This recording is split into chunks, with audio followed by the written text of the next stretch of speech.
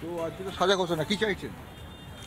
সাজা চাইছি মানে যেরকম করেছে তার তো শাস্তি অবশ্যই দেওয়া যাবজ্জীবন দিয়ে তিলে তিলে মারা দরকার। যাবজ্জীবন দিয়ে তিলে তিলে মারা তিলে দরকার? তিলে মারা দরকার। ফাঁসি না যাবজ্জীবন? যা শাস্তি চাই তো আমরা। বিভিন্ন রকম মানুষের বিভিন্ন রকমের কথা বলছেন, আমরা প্রত্যেকের সঙ্গে কথা বলছি। দাঁড়িয়ে আছেন এখানে, উনি তো বলছেন যাবজ্জীবন দেওয়া দরকার, আরেক দল বলছে ফাঁসি দেওয়া দরকার। ফাঁসি দেওয়া দরকার। যারা ফাঁসি, যারা অন্যায় কাজ করেছে তাদের ফাঁসি দেওয়া দরকার। যে কজনাই করেছে, তো মনে হচ্ছে তো একজনা করিনি, কেন একজনা কারোর সাহস হয় না করার মতো ওই কাজ।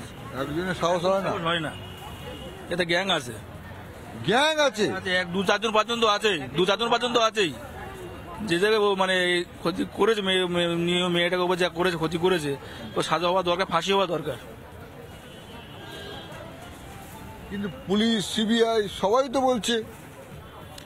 ওদের বললে আর কি হবে, কিন্তু যে এটা তো যেটা বাস্তব সত্যি ঘটনা, তো এটা যে সারা পশ্চিমবাংলার লোকই তো দেখলো, এটা তো কেউ লুকাতে পারবে না।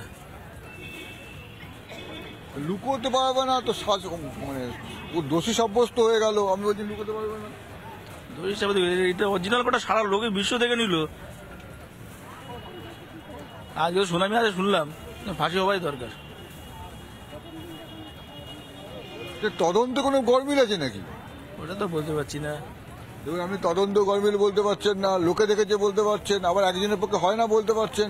একজনা তো এই কাজ করতে পারবে না, কারো সাহস হয় না, সাহস হবে না, অঙ্ক মিলছে না। একজনের খাওয়ার ক্ষমতা নেই সাহস করার, এই কাজটা করার। এটা অঙ্ক মিলছে না বলছে। ও কি বলবো বলেন, সবাই তো জানে বিষয়টা, সবাই জানে, আর অন্য কিছু হয়ে যাচ্ছে। কিন্তু গরমিল আছে। গরমিল আছে? হ্যাঁ, গরমিল আছে, তদন্তেই গরমিল আছে, সবাই বুঝতে পারে। আপনার চোখ তো একটু কালো কালো লাগে, চশমাটা কালো কালো লাগে, রোদে কালো হয়ে যায় নাকি? হ্যাঁ, তো এবার আপনি দেখছেনও কালো কালো না তো, আবার না না, যা সাদা সেটা কালো করে দিচ্ছেন, এমনটা না তো? এমনটাই হয়েছে, তদন্তের ক্ষেত্রে এমনটাই হয়েছে। আপনার চোখে চশমার মতন হ্যাঁ, সব অন্যরকম হয়ে যাচ্ছে। হ্যাঁ, অন্যরকম হয়ে যাচ্ছে, মানুষ দেখছে এক, হয়ে যাচ্ছে আর এক। তো আজকে তো রায় আছে শুনেছি, দেখা যাক কি হয়,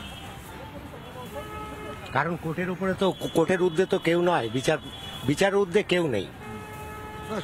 আপনারা তো সঠিক বিচার চান নাকি? হ্যাঁ, সঠিকটা চাই, সঠিক চাই, তবে সঠিক বিচার সবাই যান। কি করছেন এত বড় ব্যাগ নিয়ে এখানে, কি করছেন? আমার মেয়ে ভর্তি আছে, ওই জন্য। কি হয়েছে? মেয়ে জ্বর এসছে, আজকে 6 দিন হয়ে গেল, 13 তারিখে ভর্তি কোথা হয়েছে। থেকে এসছেন? আমি পলাশী নদিয়া থেকে এসছেন? পলাশীপাড়া থানা। কত দূর থেকে এখানে? হ্যাঁ, ওখানে সেমন কিছু চিকিৎসা ব্যবস্থা ভালো হচ্ছে না। আছে ডিস্ট্রিক্ট হসপিটাল, বড় হসপিটাল আছে, কিন্তু সেখানে আমার মেয়ে চিকিৎসা ভালো হচ্ছে না, ওই জন্য আমি এখান থেকে নিয়ে চলে এসেছি এখানে। ওখানে চিকিৎসা ভালো হচ্ছে না? কত বড় বড় ডাক্তার। ডাক্তার থাকলেও কই নির্ণয় করতে পারছে না যে কি কারণে জ্বরটা আসছে, এটাই তো নির্ণয় করতে পারছে না। এখানে এসে এখন আপাতত সুস্থ আছে, আপাতত ভালো খবর পাওয়া যাচ্ছে, ভালো পাওয়া যাচ্ছে। এখন আরজি করে ভালো চিকিৎসা হচ্ছে। চিকিৎসা ভালো হচ্ছে, যদি আরজি করে তো ভয়ঙ্কর ঘটনা ঘটে, শুনেছেন কি? হ্যাঁ, শুনেছি। কি শুনেছেন? যে লেডি ডাক্তারকে মানে অকথ্য অত্যাচার করে মারা হয়েছে, এটা শুনেছেন? হ্যাঁ।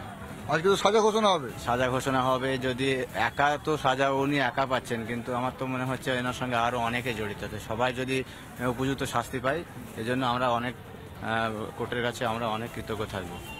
সবাই একজন নয়, সবাই সবাই শাস্তি পায়। সবাই কারা? সবাই যারা যারা এর সঙ্গে। আপনি তো আন্দাজে বলছেন, আমরা লোকে বলছে, আপনিও বলছেন। হ্যাঁ, আমরা তো তাই তো শুনছি যে একজন ইনভলভ নেই, অনেক ইনভলভ আছে এর সঙ্গে।